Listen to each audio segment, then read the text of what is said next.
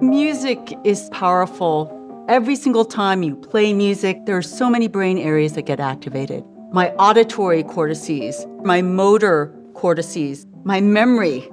Beauty releases dopamine. It activates our reward system.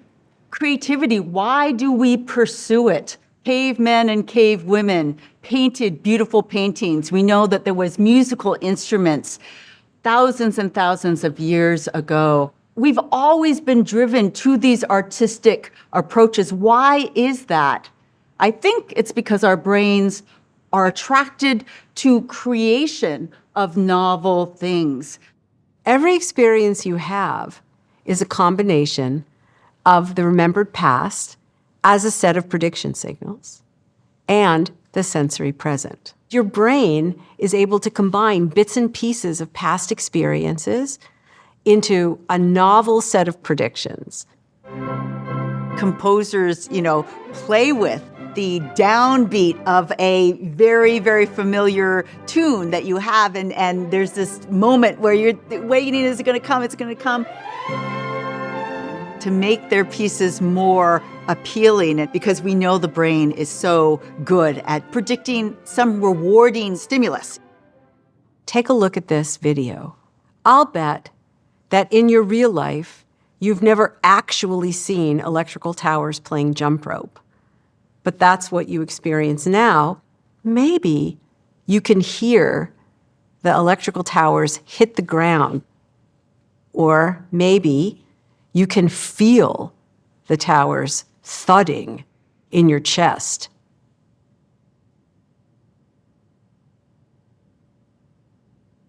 Nothing happens in the brain that it doesn't have some biochemical aspect to it.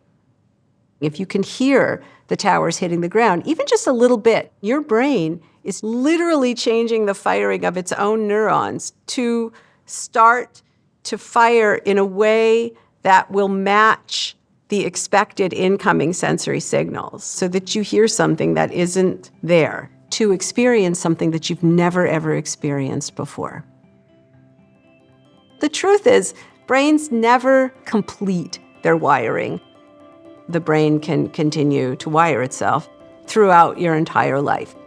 People of all ages have the capacity for positive growth. So in this episode, we are going to talk about our brain's ability to change and grow so that we can become the best versions of ourselves. This is Brain Health on Masterclass.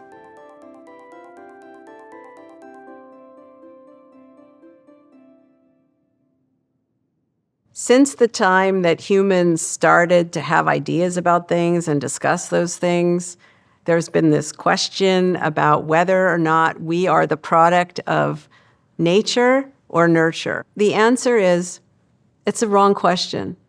A newborn brain is not a miniature adult brain. We have the kind of genes that make it necessary for us to have wiring instructions from the world. We have the kind of nature that requires nurture. An infant is not born being able to see. The visual system in the brain is not complete. The neurons in the brain must receive signals from the retina for the neurons to wire themselves up properly. You have to teach them how to burp. You have to teach them how to nurse. When an infant is born, it's born with many, many, many more connections than it will have when the baby is 2, because there's a lot of pruning going on, meaning that if some connections aren't being used, they'll die back. When I had my daughter and I did all the things that parents do, I kept her warm, I fed her when she needed to be fed, I helped her learn to go to sleep, I talked to her, I read her books. I tuned certain connections by my actions and my words towards her, and I pruned certain connections by not exposing her to certain types of sensory stimulation. I wasn't thinking to myself, I'm giving her wiring instructions for her brain, but in fact, that's exactly what I was doing.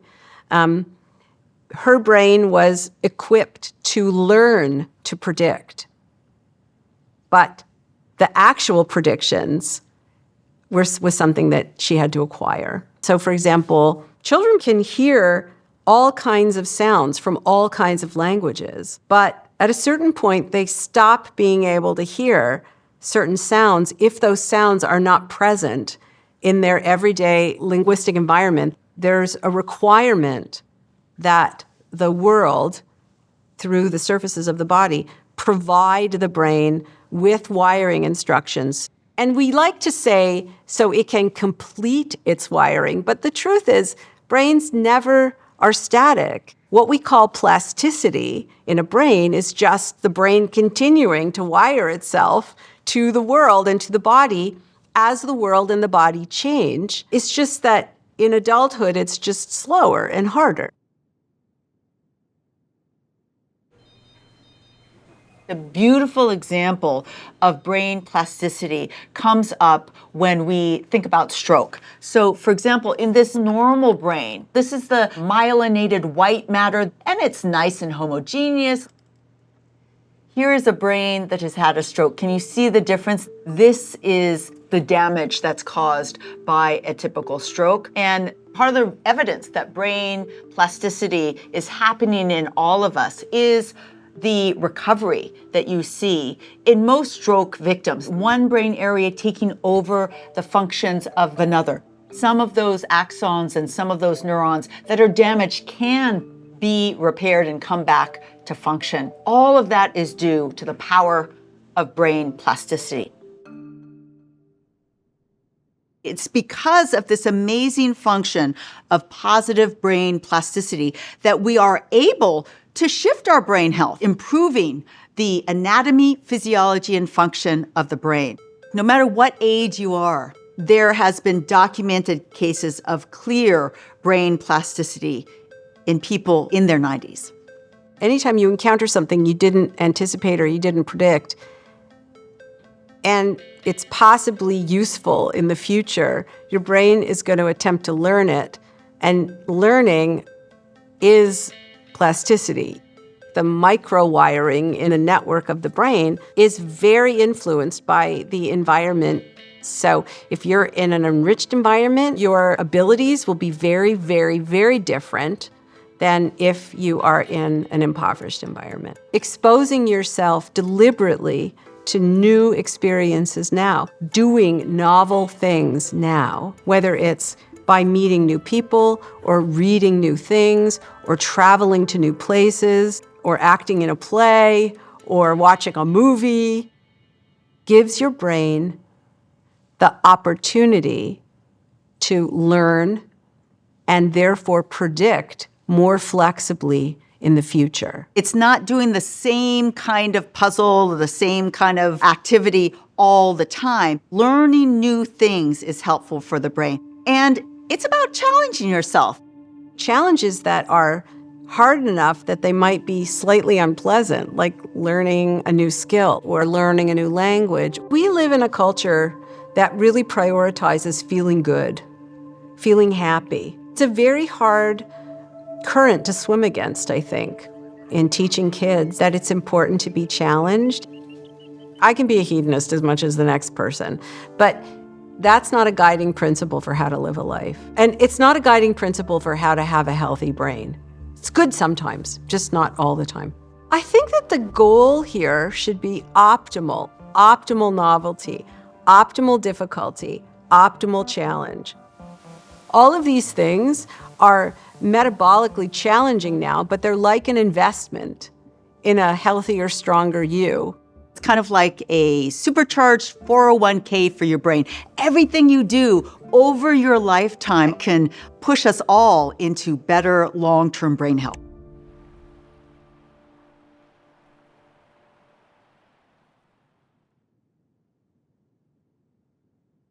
The best memory experts can remember the order of an entire deck of cards. It is shocking. And the technique that the winners of those memory competitions use to improve their memory is called the Memory Palace. If I wanted to train for the memory competition, which I will never do, I would absolutely use that technique. Let's say I want to remember a grocery list. And so I will walk into a visualization of a physical space that you know really well. Usually it's your childhood home. And in the foyer, I will visually place a carton of milk. And then I'll go into the living room and I'll put the blueberries right there on the other side of the little wall. Then on the piano bench, I will place bananas.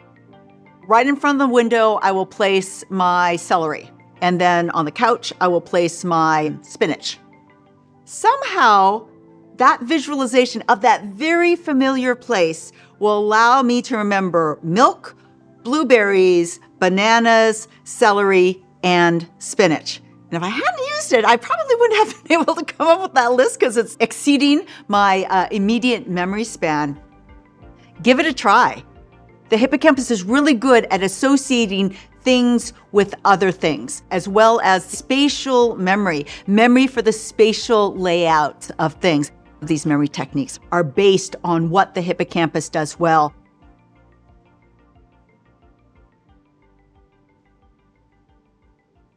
That reminds me of another memory expert that was a speaker at a same conference that I was speaking at, and he told an evocative story. The story becomes the visual palace. For example, there is a chimpanzee. And so the first item was chimpanzee, easy to remember. The chimpanzee grabs onto a rope. The rope was the second item, swings across, comes to a spot on the edge of the lake where he sees a Post-it note there. He takes it off, he climbs up onto the roof and puts it on the roof. So it's chimpanzee, rope, Post-it note, roof.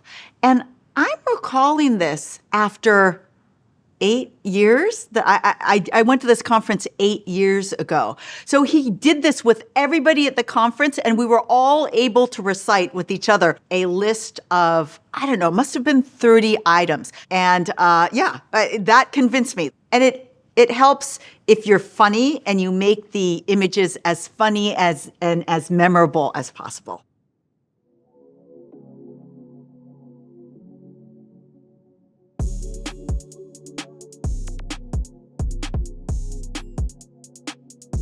Movement, physical activity is so powerful for our brain because one of the things that it does is it stimulates the growth of brand new brain cells in your hippocampus as an adult.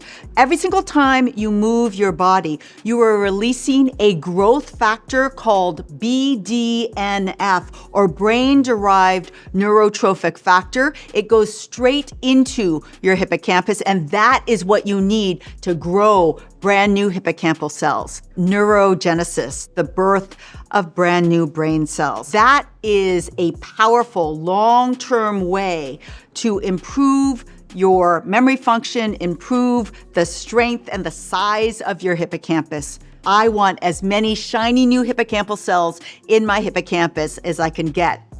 After every single workout, you get more synaptic connections in your prefrontal cortex. It absolutely works better when you've been working out regularly compared to if you do not move your body.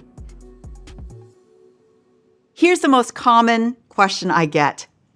What is the least amount of workout that I can do to actually get a benefit? And here's the answer. 10 minutes of walking has been shown to significantly decrease your depression and anxiety levels. 10 minutes, everybody can fit 10 minutes in. Is it going to grow new hippocampal cells if that's all you do? 10 minutes of walking? No. What we know from neuroscience and psychological studies is that more aerobic activity can get those BDNF effects, but that does not mean that we should all go out and become triathletes. It means that we should get more physical activity, aerobic activity that includes power walking into our lives.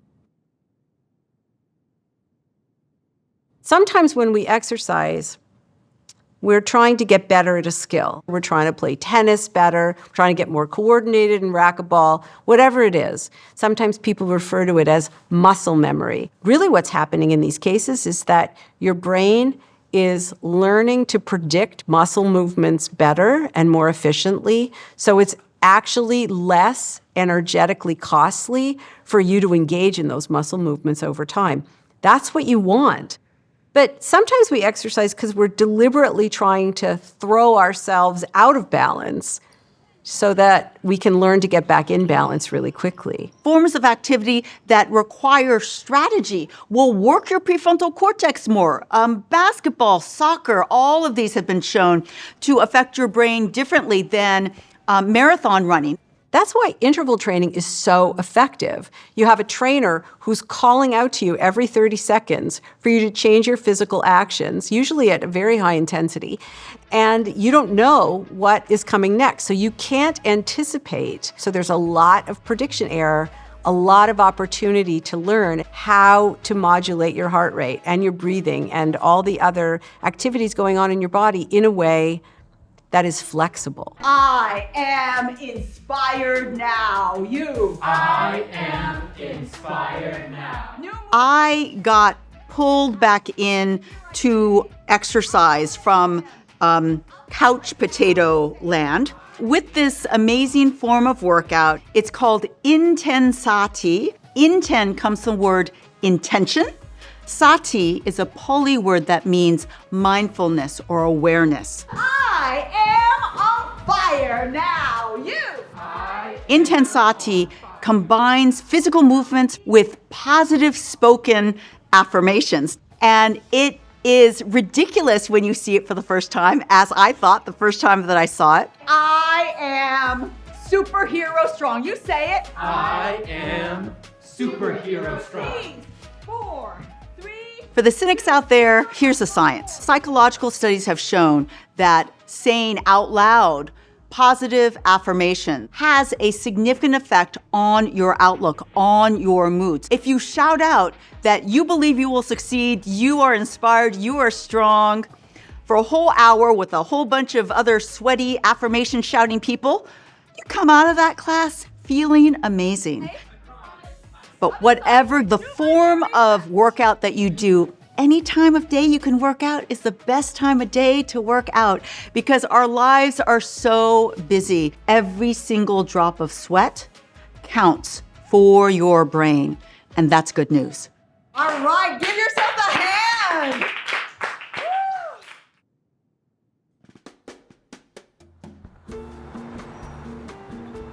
I'm really in my element in this place because it's kind of like a spice wonderland. All the different colors here are just beautiful. There are 2 long aisles of different types of chili from all over the world. All of these have a different Scoville unit of heat, so depending on the spice level you can tolerate, watch for that. But the other thing about it is that they all contain capsaicin.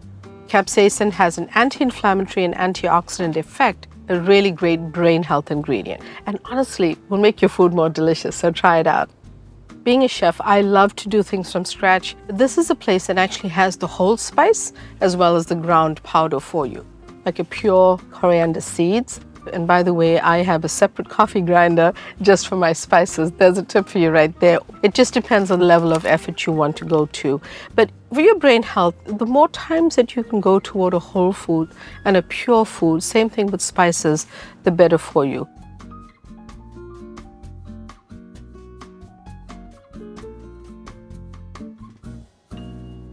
Doctor, we're going to start with mushrooms, which I know are really fantastic superfood for brain health. We have our beach mushrooms, some oysters, some white button mushrooms, some shiitakes, and then lion's mane mushroom. Love that. Here. How about I chop up some of the beach mushrooms? There, that sounds good. And then I'll Perfect. work on Perfect. the rest.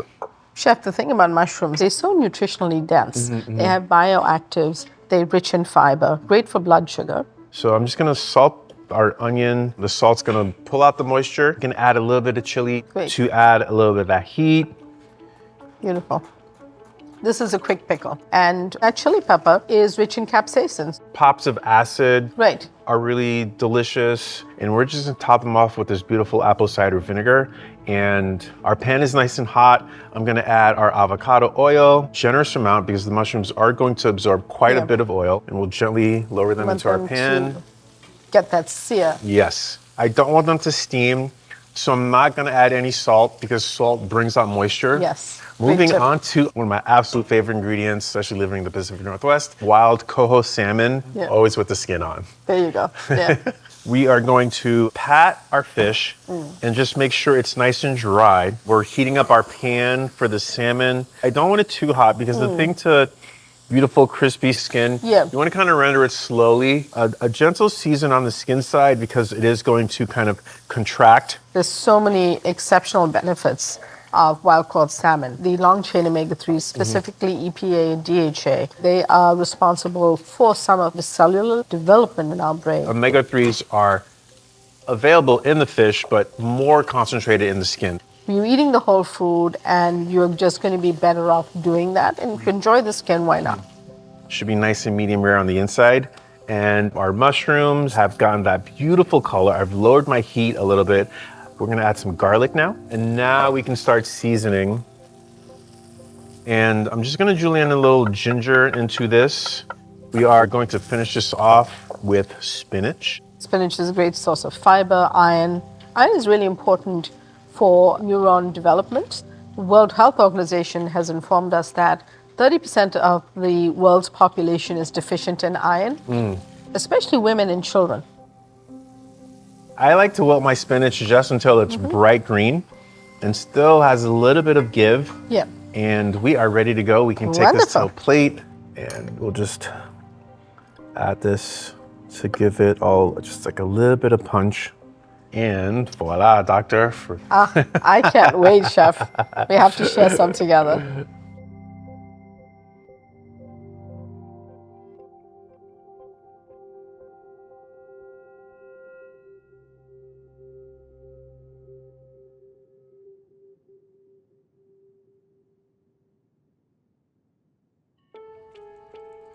There's a loneliness epidemic in the United States, and mental health is at a crisis.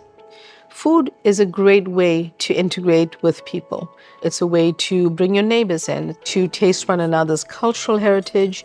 It's a way to form a sense of community.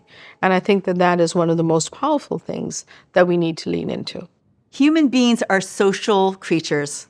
That means we need each other. Laughing and pleasurable social interactions decrease your stress levels. We are the caretakers of each other's nervous systems. So if you're going for a walk, say, with someone who you like, it will be more efficient for your brain to regulate your body. Because of the incredible complexity of the brain. How many social connections you have, including just saying hi to the barista at Starbucks, can predict how long your life is going to be. Social interaction is powerful, and one of the things that it does is it can take advantage of your reward system. This is the heart of the dopamine system of the brain. We're looking at the caudate nucleus. Here is the putamen. Dopamine. It is the neurotransmitter associated with reward. It's part of the system that makes you feel good. What releases dopamine? Sex releases dopamine. Exercise releases dopamine. Studies have shown that acts of compassion releases dopamine. This sounds kind of crazy, but there's research to back it up. I will bake something for my neighbor. I have a 70-year-old couple who lives beside me, and when I'm baking, like yesterday, I baked a big batch of vegan chocolate cupcakes, and it makes me really feel good to see them really happy about it. But dopamine is a little bit two-faced. External stimuli can take advantage of that dopamine release, like drugs. The most addictive drugs give you artificially this hit of dopamine higher than you can get in natural situations. Something less serious, yet still concerning, that also takes advantage of the dopamine system is the addiction that comes with social media. The likes, that is also playing on your reward system. It can be very addictive, and especially younger people, it takes them away from things that we know are so important for our brain health, which is person-to-person, real interactions. We know our brains evolved to communicate and act in that way. Emotions are often infused in our memories. There are very, very strong interconnections between the structure called the amygdala, often important for processing emotional information, and the hippocampus. Neuroscience gives us the tools to help us promote emotional well-being. One of the things that I like to share is something that I call joy conditioning. The memories that you really hold dear, don't let them sit in your pictures. Think about them, reenact them. And all those positive emotions that are stored with those joyful memories will come out. And so I think about a joyful memory of laughing with my cousin. And it was just a silly moment, and we were just laughing so uncontrollably together. How often do I think about that? I realize I don't think about that enough. Thinking about those kinds of memories will bring more joy into your life. That's what I call joy conditioning. That's what I try and practice in my own life. Emotions are not built into your brain. They are built by your brain as you need them by prediction and correction, prediction and correction. Emotional intelligence is really about how to train your brain to create emotions flexibly, to have a variety of predictions available in any given moment. Whether you deal with distress as sadness or anger is very different than if you make sense of that distress as you've had a really tough week and you just need a little bit of self-care. Having flexibility means that you are architecting your experience in a way that is more productive. There's no emotion that is inherently good or bad. Anger isn't always useful. Sometimes it is, sometimes it isn't. Empathy, it works the same way. There's no emotion that's inherently useful or inherently not useful. It's all about cultivating flexibility in the moment in a way that fits the context that you're in. Anxiety can be a superpower. For me, it always comes up at night right before I'm going to go to sleep, and it's, oh, what if I didn't write that email? What if I was late for this? What if I was late for that? Turn that what if list into a to-do list. What does that do? That makes me more productive. I use this science as tools in my own life. Put your money where your mouth is, right? I thought, well, all right, I'm going to actually run a little experiment on myself. I'm going to teach myself how to cultivate awe. I'm going to start with something easy, like, I don't know, the flowers, in a park, or the sound of waves of the ocean, or the sparkling stars in the night sky. A gnarly little dandelion poking itself up through the crack of a sidewalk. I look at that dandelion and I see the power of nature to be unconstrained by humans' attempts to control it. And I experience a moment of awe. I was practicing until I got really automatic at it so that I could use it in moments of great stress where I really needed it. When someone cut me off on the highway, or when I'm waiting in line for something and I'm late, and I could just pull it out of my pocket whenever I needed it. In research studies, the experience of awe is associated with greater well-being. Why would that be? Well, because you experience yourself as a speck in the face of the majesty of something of breathtaking magnitude, which is larger than you. And frankly, if you're a speck, then your problems are a speck, and you're giving your nervous system a bit of a break.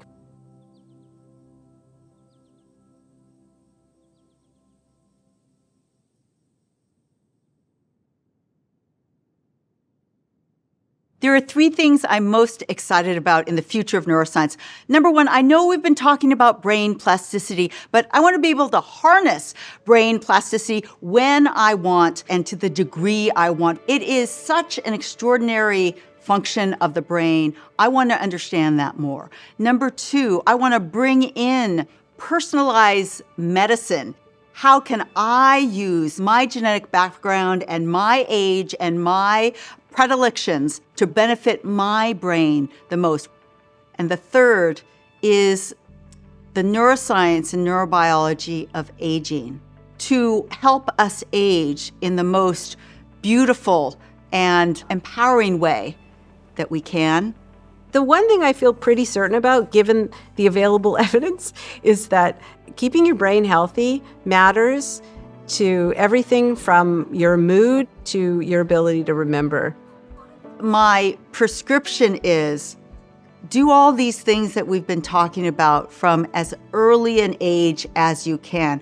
Move your body, sleep the optimum amount for your brain. Eat a Mediterranean diet, have strong social connections, as much love and laughter in your life as you can. You do that from the age of 8, your brain is going to be as good as it can be at the age of 88.